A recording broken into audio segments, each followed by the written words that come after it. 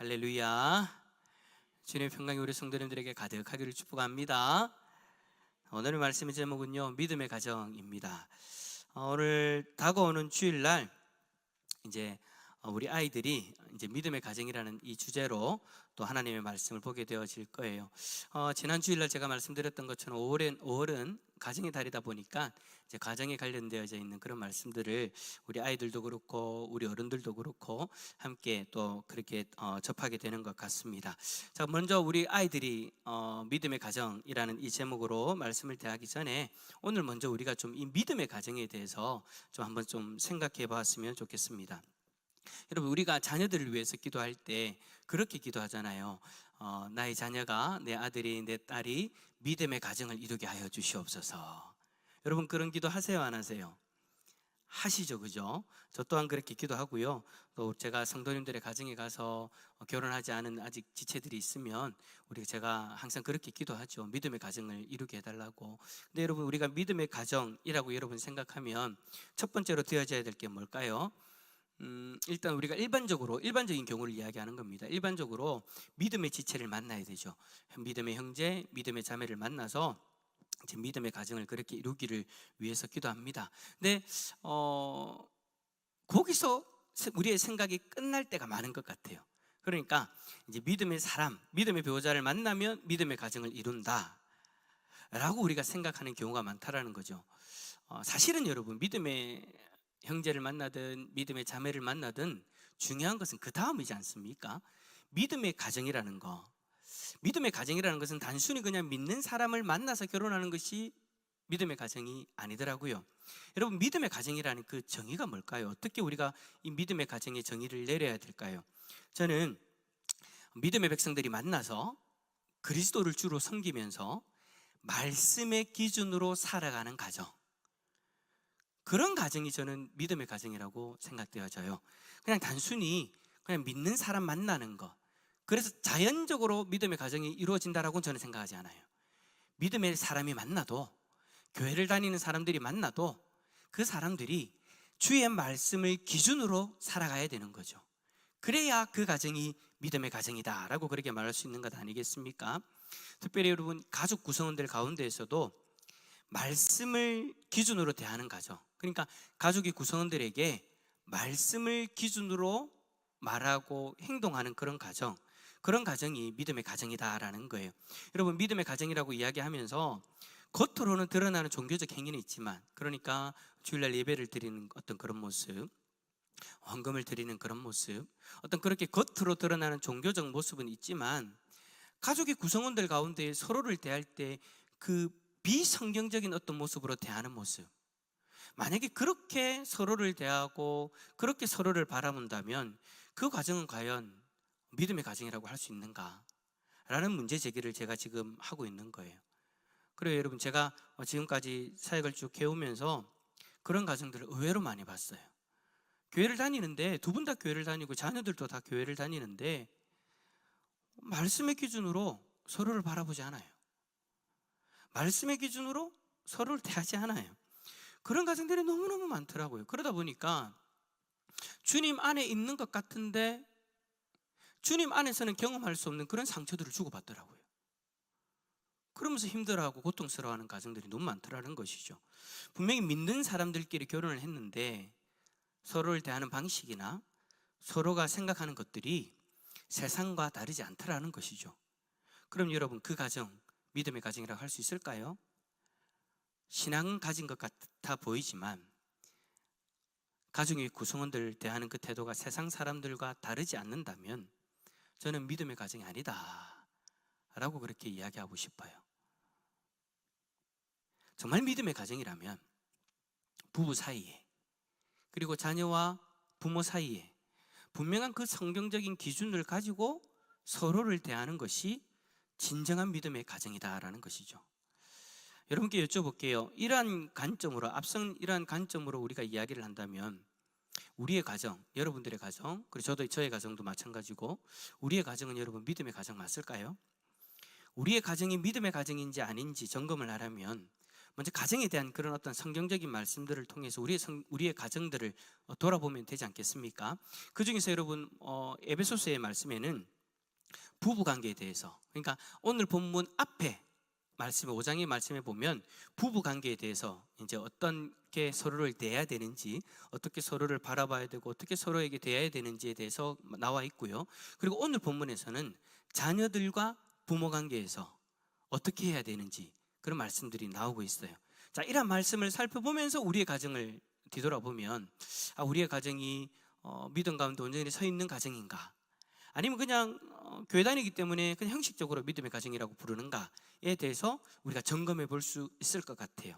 자, 이 시간 한번 오늘은 부부 관계는 여러분 이제 5장의 말씀에 있으니까 여러분들이 집에 가서 여러분 잘 아시는 말씀이에요. 서로에게 순종하는 어떤 그런 모습들에 대해서 이야기를 하는데 여러분 잘 한번 살펴보시고, 오늘은 자녀와 부모의 관계를 살펴보면서 우리의 믿음의 가정의 부족한 모습은 뭔가, 우리가 생각하지 못하는 모습은 뭔가. 근데 여러분 오늘 본문도 너무나도 잘 아는 거예요. 근데 잘 암에도 불구하고 희한하게 그렇게 되지 못하는 가정들이 너무나도 많기 때문에 우리의 가정을 한번 돌아봅시다. 자, 먼저 1절의 말씀에 보니까 자녀들에게 권면하기를 주 안에서 순종하라 라고 그렇게 권면합니다. 자, 그렇다면 1번 문제, 주 안에서 부모에게 순종하라는 말씀은 여러분 무슨 뜻일까요? 자, 1절 한번 읽어볼까요? 1절입니다. 시작. 자녀들아, 주 안에서 너희 부모에게 순종하라, 이것이 옳으니라. 아멘. 자, 여러분 바울은요 자녀들에게 먼저 권면합니다. 주 안에서 부모에게 순종하라. 자녀들이 부모에게 순종할 때 그 전제가 뭐냐? 주 안에서라는 거예요. 자, 이러한 권면은 여러분 오늘 이 본문 6장 1절의 말씀에만 나오는 것이 아니라 5장 21절에서 대전제가 먼저 나옵니다. 이 부분에 대해서 5장 21절에 이렇게 말씀해요. 그리스도를 경외함으로 피차 복종하라. 그러니까 부부의 관계를 먼저 이야기하기 전에, 가족의 관계에 대해서 이야기하기 전에 제일 먼저 전제 조건이 뭐냐? 그리스도를 경외함으로 피차 복종하라예요. 서로가 복종하는데, 서로가 그래 서로에게 순종해야 되는데 그리스도를 경외함으로. 바울은 부부 관계에서도 이 전제를 제시하고요, 자녀와 부모 관계에서도 이 대전제 틀 안에서 이야기하는 거예요. 주 안에서 순종하라 라고 그렇게 권면하는 거예요. 그래 여러분, 부부 관계든 자녀와 부모 관계든 그리스도를 경외함으로써 서로에게 복종해야 되는 거예요. 그래서 여러분 자녀들은 부모에게 주 안에서 순종하라고 그렇게 말하는 거죠. 자, 그러면 그리스도를 경외함으로 서로 복종하는 것, 이것의 의미가 뭔지를 먼저 좀 살펴봅시다. 여기서 여러분 상대방에게 복종한다는 것은요, 상대의 권위에 눌려가지고 마지못해 하는 복종을 이야기하는 거 아니에요. 여러분들이 직장에서 직장 상사가 어떤 명령을 내릴 때에 마지못해서 하는 그런 복종을 가정으로 끌고 들어와서 복종하라고 이야기하는 것이 아니다라는 거예요.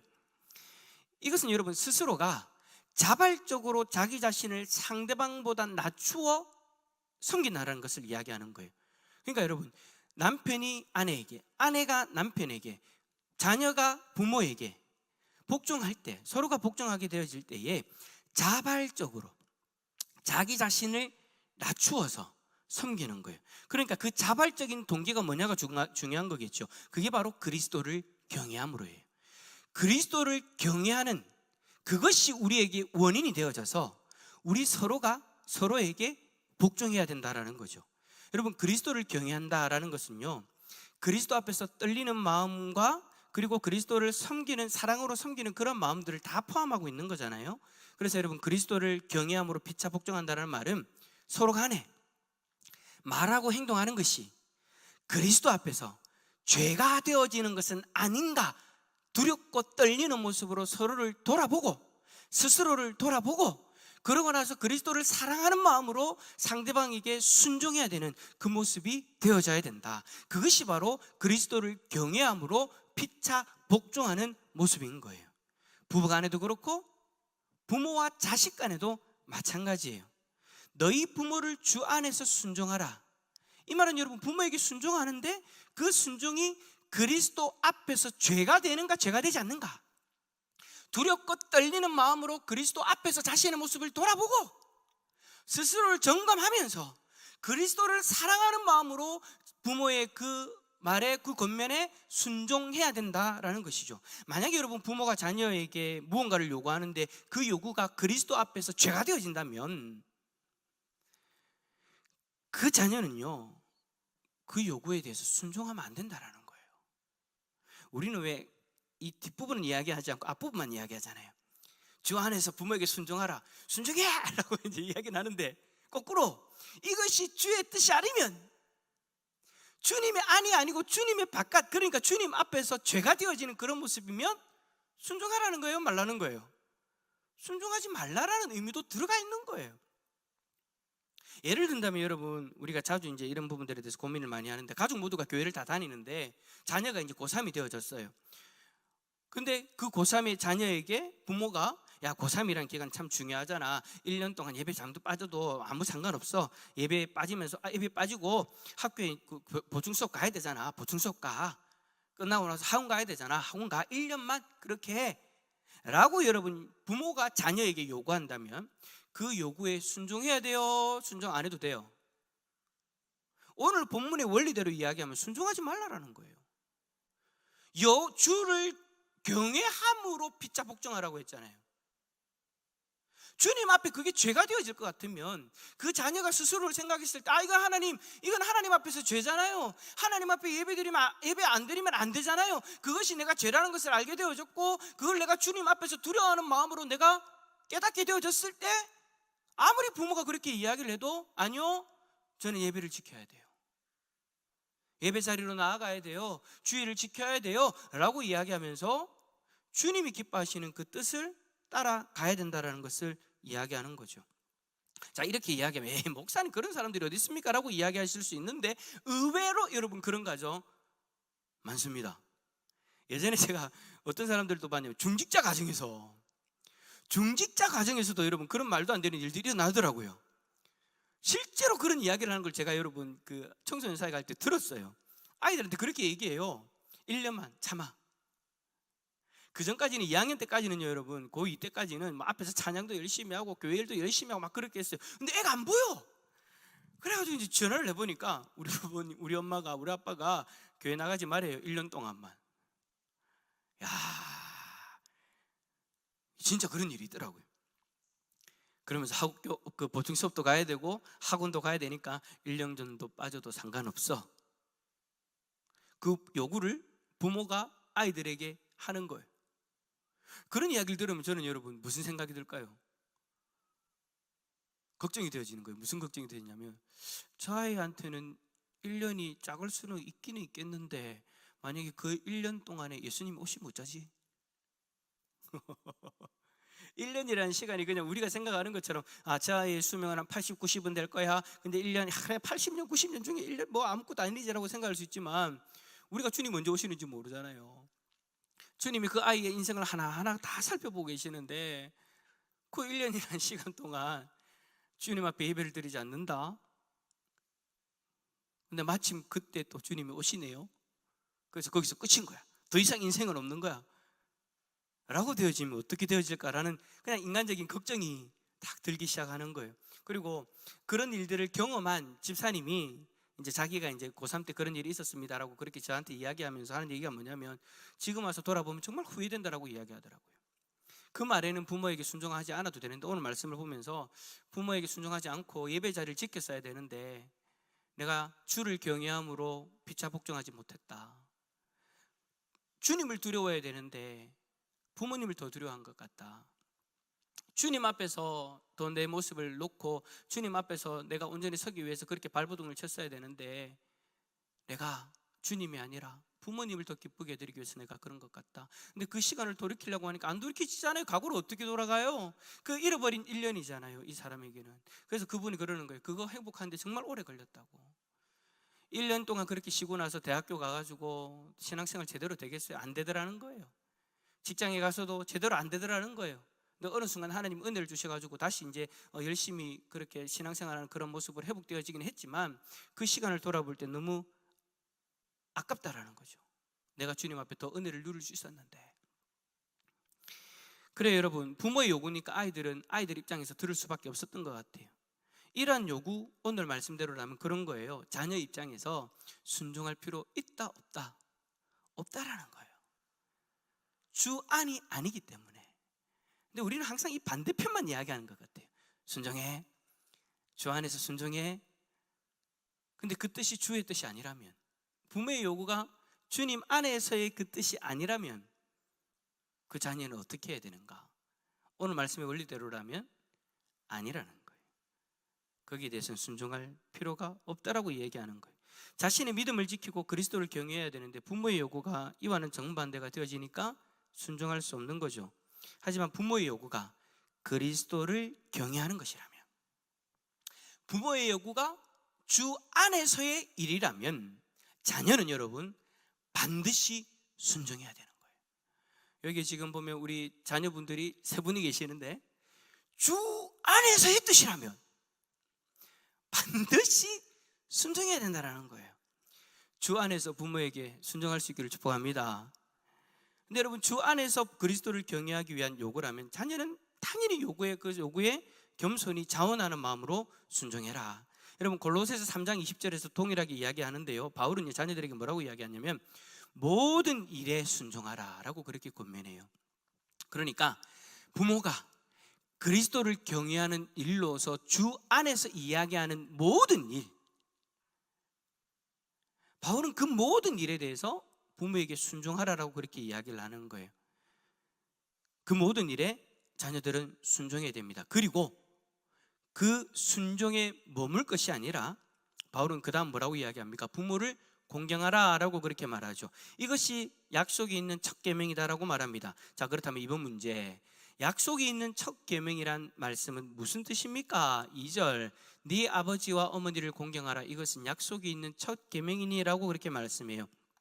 자, 이 말씀이 무슨 말씀이냐라는 것을 우리가 살펴보려면 어디로 돌아가야 되냐면 10계명으로 가야 돼요. 여러분, 10계명 중에 1계명에서 4계명은 누구하고의 관계 속에서 되어지는 말씀이에요?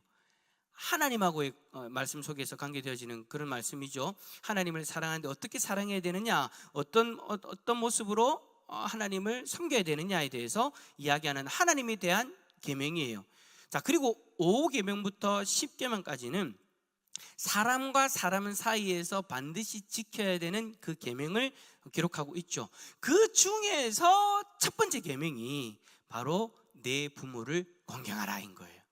그러니까 이것은 약속이 있는 첫 계명이다 라는 이 말은 사람과 사람 사이에서 행해야 되는 그 계명으로 첫 계명.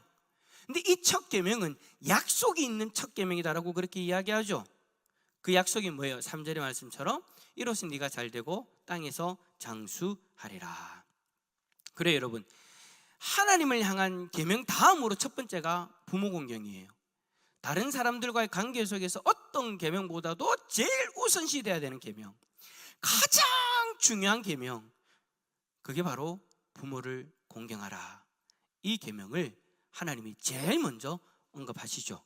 자, 여러분, 여기서 공경하라라고 번역되어진 이 헬라어 원어는요, 어떤 의미를 담고 있냐면 어떤 일에 가치를 두라라는 그런 의미를 가지고 있어요. 그러니까 여러분, 부모를 공경하는 이 행위가 겉으로 드러나는 그 행위 차원으로 머물러서는 안 된다는 것을 이야기하는 거예요. 그 행위 가운데 내적 가치를 포함하고 있어야 된다는 거죠. 그러니까 부모를 공경하는 그 일에 형식적인 것으로 만족하지 말고 마음으로 우러나오는 그 공경을 하라는 거예요. 부모님에게 만약에 생일이 되어졌는데, 여러분, 부모 입장에서 그 선물이 뭐냐가 뭐 중요합니까? 여러분들은 자녀들에게 어떤 선물을 받고 싶어요? 아무리 작아도, 아무리 보잘것없어도 그 선물에 나를 사랑하는 마음이 담겨져 있으면 되는 거잖아요. 이상한데? 무조건 벤츠 사줘야 됩니까? 아니잖아요. 내가 너희를 우리가 부모가 자녀들을 사랑하는 것처럼 자녀들도 정말 부모님을 사랑하는 마음으로 그냥 작은 엽서 하나에 글자를 딱 하나하나 적어도 그 글자 하나하나에 아이들의 마음이 담겨져 있으면 그거 하나만으로 만족하는 게 부모님이잖아요. 예. 은성이 나갔어요 금방. 아쉽네. 아이들의 마음이 담겨져 있어야 되는 거예요. 여러분, 부모를 공경하라는 이 말은요, 그런 의미가 있는 거예요. 그냥 단순히 공경하는 형식을 갖춰라가 아니에요. 공경하는 그런 모습만 갖춰라가 아니에요. 그 공경 속에 마음을 담아라라는 거예요. 그래서 여러분, 하나님은 우리에게 그렇게 이 계명을 제일 먼저 주셔요. 부모를 공경하라. 부모를 공경하라. 근데 여러분, 하나님께서 왜 첫 계명으로 부모를 공경하라는 그 말씀을 두신 걸까요? 하나님을 섬기는 것에 대해서 4가지의 계명을 이야기하고 나서 그 다음 계명으로 이 땅의 사람들과의 관계 속에서 제일 먼저 부모를 공경하라라는 이 계명을 두신 이유, 그 이유가 뭐냐라는 거죠. 눈에 보이는 부모도 진심으로 공경하지 못하면 눈에 보이지 않는 아버지 하나님을 어떻게 섬길 수 있냐라는 거예요. 제일 먼저 이 계명을 다루는 이유는 이 땅의 부모를 사랑하는 그 마음이 있어야 앞에 있는 4가지의 계명, 너희의 아버지, 진정한 아버지인 하나님을 그렇게 사랑하고 섬길 수 있기 때문에. 그래서 여러분, 5번째 첫 계명으로 우리에게 그 계명을 주시는 거예요. 그리고 나서 그 계명에 순종할 시에 주시는 그 복, 네가 잘 되고, 여러분, 이 말이 무슨 말입니까? 이 땅에서 형통한 복을 누리고 또 장수하리라. 여러분, 이 땅에서 형통의 복과 장수의 복 누리면 여러분, 이거보다 더할 게 뭐 있겠습니까? 저는 최고라고 생각해요. 하나님이 복을 주시는데 형통의 복을 주시고 또 이 땅에서 형통한 모습으로 오래 살게 해주시면 여러분, 그거면 됐죠. 그거면 됐죠. 그거보다 더 큰 복이 어디 있겠어요? 저는 그런 생각이 들어요. 하나님이 그런 놀라운 복을 주시는 이유가 뭐냐? 눈에 보이는 부모를 전심으로 공경할 수 있어야 나를, 하나님을 공경할 수 있으니까, 하나님을 섬길 수 있으니까, 하나님을 사랑할 수 있으니까. 그래서 하나님은 자녀가 부모를 공경하기를 원하시고 우리가 진심으로 그 원하심을 이루어 드릴 때 이 땅에서 누릴 수 있는 그 놀라운 복을 주시겠다라고 약속하신 거예요. 그래서 여러분, 우리는 부모를 공경하라는 그 말씀을 여러분 절대 가볍게 여겨서는 안 돼요. 다시 자녀들이 3명이 되어졌습니다. 자녀들이요, 부모를 공경하라는 이 여러분 정말 당연하면서도 너무나도 어찌 보면 쉽게 보여지는 이 공경이라는 여러분 이 계명이 여러분들의 삶 가운데 언제나 순종할 수 있는 복된 계명으로 다가갈 수 있기를 축복합니다. 어려운 계명이 되지 않았으면 좋겠어요. 여러분들에게 당연한 계명으로서 당연히 그렇게 살았으면 좋겠어요. 은성아, 은성이 부모를 공경하라. 아멘. 예. 부모를 공경하는 그 모습을 하나님이 너무나도 좋아하신다는. 그런데 여러분, 요즘 세상은 부모를 공경하라는 그 말을 요구하는 거 참 이상하게 치부해버리죠. 부모를 공경하라라고 그렇게 이야기를 하면 요즘 자주 하는 이야기가 뭡니까? 꼰대짓 한다라고 그렇게 이야기를 하죠. 부모를 공경해야 되는 게 너무나도 당연한 건데 그거를 이야기하고 가르치면 꼰대짓을 한대요. 여러분, 저는 가만히 그 모습들을 가만히 생각해보고 그 결과까지 머릿속에 그려보면, 야, 이것 또한 사단이 우리를 넘어뜨리기 위해서 공격하는구나 라는 걸로 저는 생각되어져요. 여러분, 이 세상에 부모 공경하는 것을 이상한 것으로 여러분 만들어 버림으로써 결국에는 여러분, 아까 앞에서 10계명의 원리처럼 부모를 공경하는 것을 이상하게 받아들임으로써 꼰대짓처럼 마치 거부할 수 있는 것처럼 그렇게 받아들이면은 결국에는 어떻게 되느냐? 우리가 하나님 아버지를 섬기는 것도 이상하게 여겨져 버리더라고요. 우리 아이들에게 하나님을 섬기는 것에 대해서 막 이야기를 하는데 이 꼰대짓이란 이 개념을 가지고 우리를 공격하기 시작하면 많은 사람들이 여러분 머뭇거리더라고요. 요즘 어른들이 아이들에게, 젊은이들에게 뭔가를 이야기하기를 참 두려워해요. 왜냐하면 이 이야기 들을까봐. 꼰대짓 한다는 그 이야기. 물론 여러분, 우리가 어른으로서 젊은 사람들 그리고 자녀들에게 어른답지 못한 어떤 모습으로 이야기하는 그런 어떤 꼰대짓은 우리가 하지 말아야 되죠. 그러나 반드시 가르쳐야 되고 반드시 교육해야 되는 것은 반드시 해야 돼요. 그런데 그 꼰대짓 한다라는 그 말 듣기를 두려워해가지고 이야기를 못하더라고요. 사단은 결국은 이러한 방법으로 이 시대의 가정들을 무너뜨리려고 하는 거예요. 자식은 부모에게 순종하지 못하도록 만들어버리고 순종을 요구하지도 못하게 만들어버리는, 부모는 자녀들에게 순종을 요구하지도 못하게 만들어버리는 그런 이상한 세상이 되어져 버리는 거예요. 그렇게 순종을 요구하면 이상한 사람이 되어져 버리는 이 세상 가운데서 우리는 과연 어떻게 살아야 되는가? 제가 앞에서 얘기했잖아요. 세상이 그렇다 할지라도 우리는 믿음의 가정이잖아요. 믿음의 가정은 세상의 원리로 세워지는 가정이 아니라 하나님 말씀의 원리대로 세워져야 되는 가정이라는 것을 우리가 인정한다면, 여러분, 자녀들에게 꼰대짓이라는 그 이야기를 듣는 것을 두려워하지 마시기를 바랍니다. 자녀들에게 주 안에서 주를 경외함으로 복종해야 되는 그 모습들을 요구할 때는 당당하게 요구하셨으면 좋겠어요. 그거는 여러분 꼰대짓 아니에요. 그거는 여러분 결국에는 자녀들을 위한 것이고, 자녀들을 위한 것을 자녀들이 받아들였을 때에는 하나님이 주시겠노라고 약속하신 이 놀라운 복들이 있잖아요. 우리가 여러분 자녀들에게 결국에는 그러한 훈계를 하는 이유가 뭡니까? 그러한 교육을 하는 이유가 뭡니까? 그러한 순종을 요구하는 이유가 뭡니까? 결국에는 우리의 자녀들이 하나님 앞에서 이런 복을 누릴 수 있도록 하기 위해서 우리가 그런 것들을 요구하는 거잖아요. 그런데도 사절과 같은 일도 요즘 세상은 이상하게 이야기하죠.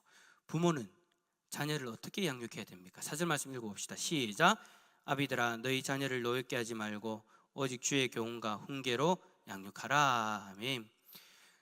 훈계와 교훈으로 양육하라 라고 그렇게 이야기를 해요. 그런데 여기서 한 가지 원리, 자녀를 노엽게 해서는 안 돼요. 여러분, 자녀를 노엽게 해서는 안 돼요. 내가 부모이기 때문에 자녀들에게 함부로 해서 자녀들의 마음을 여러분 상처 입히면 안 된다라는 거예요. 부모이기 때문에 여러분 그런 권리가 있는 건 아니에요. 부모는 여러분 우리의 자녀들을 생각할 때 내가 함부로 할 수 있는, 내가 화가 나면 화를 낼 수 있는 그런 존재가 아니라, 여러분 성경 분명히 이야기하잖아요. 우리의 자녀는 여호와의 기업이라고. 하나님의 기업인데 그 하나님의 기업을 우리에게 맡겨주셨는데 우리는 마치 우리가 화를 낼 수 있는 대상, 우리가 편하게 상처 입어도 되는 대상, 그렇게 생각하는데 바울은 분명하게 이야기해요. 자녀들을 노엽게 하지 말라, 존중해 주라는 거예요. 하나님의 기업으로서 존중해 주면서 우리가 해야 될 일을 해야 되는 거예요. 그 해야 될 일이 뭐예요? 주의 교훈과 훈계로 양육해라. 그 의무가 부모에게 있는 거죠. 그런데 앞에서 이야기한 것처럼 요즘 세상은 이러한 훈계와 양육을 하게 되어지면 꼰대짓 한다라고 못 박아버리고 거부해버리게 만들죠. 그렇게 비꼬도록 해버려요. 그래서 어른들이 이 말 듣기를 참 부담스러워요. 이 말을 듣는 것이 자기가 좀 정말 이상한 사람인 것처럼 여겨져서. 근데 여러분, 부모로서 자녀를 주의 말씀으로 훈계하고 양육하는 것은 여러분 꼰대짓이 아닙니다. 저는 여러분 절대 이 부분에 대해서, 저도 그렇고, 저도 여러분 솔직히 정말 요즘에요, 질풍노도의 그 시기를 걷는 아이들을 제가 키우면서요 참 조심스러운데, 그런데도 불구하고 제가 오늘 말씀에서 또 위로를 받습니다. 또 힘을 얻습니다. 그럼에도 불구하고 나는 여전히 훈계하고 양육해야 되구나, 주의 교훈과 훈계로 양육해야 되구나. 여러분, 우리 부모들이요 절대 그 꼰대라는 말에 주눅들지 않기를 바랍니다. 아멘을 아무도 안 하시노. 주눅들지 않기를 바랍니다. 다 여러분 자녀들을 위한 거잖아요. 자녀들이 하나님 앞에 올바로 설 수 있도록 우리가 교육하는 거잖아요. 양육하고 그렇게 훈계하는 거, 여러분 결국에는 그 아이들이, 우리의 자녀들이 하나님 앞에서 복을 받을 수 있도록 그들을 인도하는 거니까 절대 여러분 세상의 어떤 그런 관점, 그런 기준으로 주눅들지 마시고 하나님 말씀의 기준으로 믿음의 가정을 세워가는 우리 부모님들이 다 되어질 수 있기를 축복합니다. 우리의 가정이 믿음의 온전한 가정이 되어졌으면 좋겠어요. 그런 믿음의 온전한 가정으로 세워지기를 원하신다면 오늘 말씀을 잘 기억합시다. 자녀들은 주 안에서 순종하고 그것이 옳습니다. 그리고 부모를 공경하는 것이 옳습니다. 뿐만 아니라 부모는 그러한 자녀들을 주의 교훈과 훈계로서 양육해야 되는 거예요. 주의 교훈과 그리고 그 훈계로서 양육해야 되는데, 혹여라도 여러분 저 앞에 글자에는 해당되지 않았으면 좋겠어요. 자녀를 노엽게 하는 그 모습은 되지 않았으면 좋겠어요. 우리는 자녀들을 훈계하고 양육해야 되는 사람이지, 내 감정을 쏟아버리는, 자녀들에게 쏟아버리는 그런 사람들은 아니다라는 것. 그게 여러분 우리의 기준이 되어져서 우리의 가정이 믿음의 가정으로 온전히 세워질 수 있기를 축복합니다.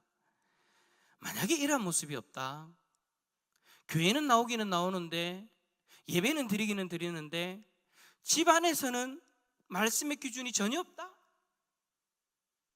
그러면 여러분 정말 진지하게 한번 좀 고민해 봐야 되는 거예요. 나의 가정은 믿음의 가정인가? 믿는다라고 이야기하는 사람만 있어서 믿음의 가정이 아니에요. 주의 말씀이 그 가정의 기준이 되어져서 오늘 말씀과 그리고 앞에 있는 5장에 있는 말씀들, 그리고 성경의 여러 구절들이 흩어져 있는 그 가정에 대한 말씀들의 기준들이 제대로 서서 그 말씀의 기준으로 그 가정이 세워질 때 그제서야 믿음의 가정이 되어진다라는 것. 물론 여러분 완벽한 믿음의 가정 없을 거라고 생각돼요. 왜냐하면 우리가 연약하니까. 우리 연약한 모습들이 어느 순간 들쑥불쑥 드러날 때가 있으니까. 그러나 그럼에도 불구하고 그 주의 말씀의 기준이 되어져서 다시금 그 말씀을 통해서 가정이 회개하고 가정이 다시 회복되어지고 그런 역사들이 일어나면 여러분 그 모습이 바로 믿음의 가정의 모습 아니겠습니까? 그런 믿음의 가정의 모습이 저와 여러분의 가정의 모습이 되어질 수 있기를 축복합니다. 그리고 나중에 우리 자녀들의 가정의 모습이 되어질 수 있기를 축복합니다. 그런 모습을 위해서 먼저 우리가 말씀의 기준으로 살아가는 그 모습을 자녀들에게 보여줍시다. 내 생각, 세상의 방법, 세상의 이치, 세상의 논리로 자녀들에게 서지 말고 하나님의 말씀을 기준으로 자녀들에게 서면 그 기준이 흔들리지 않기 때문에 자녀들 또한 부모를 신뢰하고 그 교훈과 훈계를 받아들임으로써 하나님 주신 놀라운 복들을 누리게 될 줄 믿습니다. 이 믿음의 모습이, 믿음의 가정의 모습이 우리의 가정의 모습이 되어질 수 있기를 예수 그리스도 이름으로 축원합니다.